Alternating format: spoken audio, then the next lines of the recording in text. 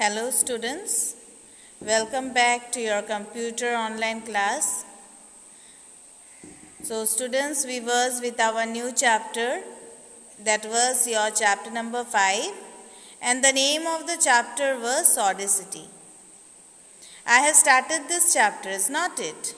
As well as I have finished explaining Oddicity and how we can start Oddicity.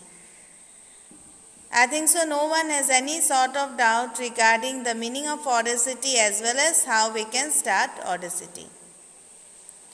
So today we can move to the components of Oddicity window. Okay, here you will get the components of your Oddicity window. So when we are talking about the components, okay, what do you mean by the word components? Here you can say components, it means your parts, okay, it means your parts, or else you can say elements, okay, it means your parts or the elements of your Oddicity. So let's see in your page number 89, components of Oddicity window. So the first component of your Oddicity window is your transport toolbar, okay, transport toolbar. The transport toolbar has button for controlling playback and recording and for moving to the start or end of a project. So here the transport toolbar, it is useful for controlling the playback as well as recording of the sound. Okay, it is very useful in controlling playback and recording or moving or ending the project. Clear?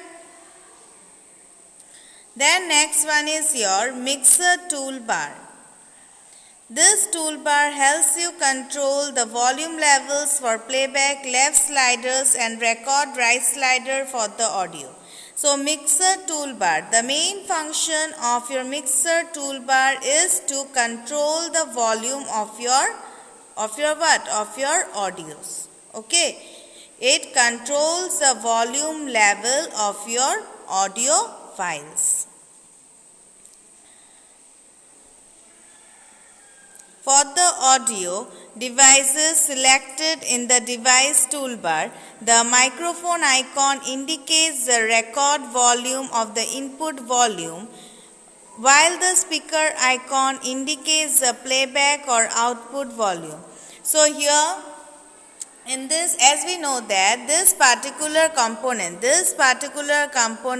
is used for controlling the volume, okay, is used for controlling the volume of the audio. So it has certain features like your microphone icon, which it indicates the record volume or the input volume, okay.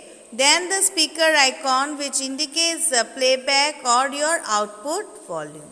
Clear this much? Then you come to your tools toolbar.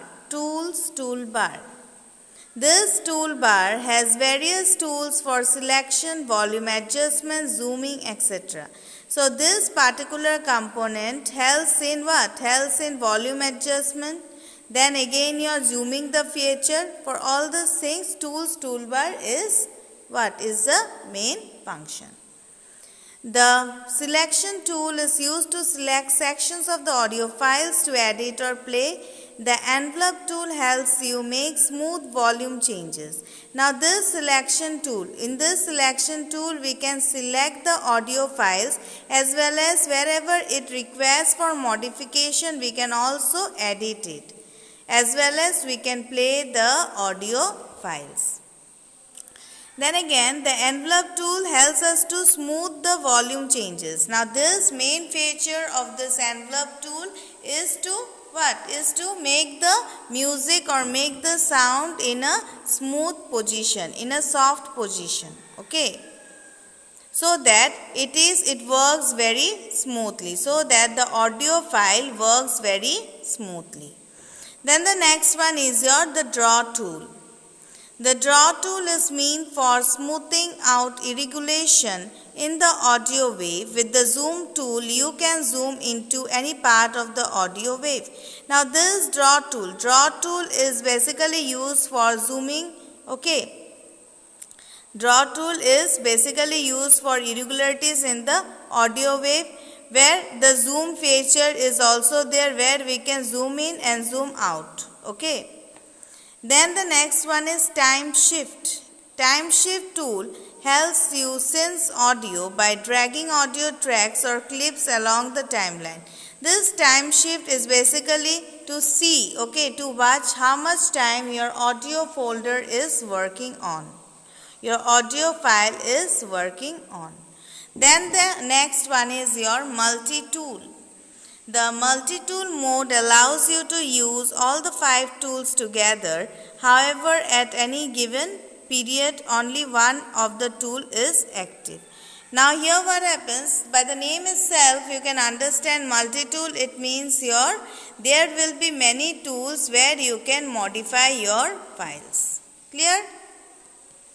Where you can modify your files. Then the next one is your transcription toolbar. The transcription toolbar helps to change the speed of playback depending upon the speed desired. A track can be played slow or fast. In transcription toolbar, it depends upon the user that the user wants to make the music very fast or very slow. That's known as your transcription toolbar. Then the next component is your selection toolbar. The selection toolbar helps in setting up precise timing and in selection or portions of your audio track. It also helps in setting the correct frame rates for audio soundtracks and CD audios. So here the selection toolbar. This selection toolbar, you can say that in this selection toolbar, it helps in the setting of your time as well as how much audio track you want to give for your current file or folder. It also helps in setting the correct frame rates. Frame rates means what? You can say the rate of time. All these things will come under your selection toolbar. Clear? Then the next one is your meter toolbar. Meter toolbar. The playback and record meters on the meter toolbar displays the sound levels of the audio track. These meters provide a visual way to determine the overall sound levels of your audio track. Now this meter toolbar, it is a component where it will show you how much rate the music is going on. In meters it will show to you how much rate the music is going on. Then the next one is your edit toolbar. By the name itself you can understand edit toolbar, it means to modify. To modify, we need certain changes. At that time we will move to your edit toolbar. The edit toolbar gives you quick access to commonly used functions for editing your audio track such as cut, copy, paste, stream, audio, etc. So these are the features of your edit toolbar. What are the features? You can cut the audio, you can copy the audio, you can paste the audio, you can trim. Trim means what? You can make a multiple audios, that is your trimming. Clear? Then the next one is your device toolbar. The last component of your Audacity is your device toolbar. So the device toolbar is used to select the audio host, the input device is the output device, and the number of input channels to be used for recording and playback. The audio host name is the language or the interface in which Audacity communicates with your recording and playback device. Input channels are either one mono or two stereo. Now here, device toolbar, its main function is used to select the audio host, input devices, output devices, and the number of input channels that is required for recording and playback of your music or playback of your audio. Clear? So in this device toolbar, you can say the main function of your device toolbar. It is used to select audio host, input device, output device, and the number of your input channels. Clear? Then again, you can say that input channels are of two. One is your mono and another is your stereo. Clear? Here input channel, it consists of two. One is your mono. Mono means what? Mono means 1. And stereo means what? Stereo means 2. Okay. The audio consisting of 1, that is your mono file. Okay. And the audio which consists of 2, that is your stereo file. Clear this much, students? So how many components you have got here? 1, 2. One is your transport toolbar.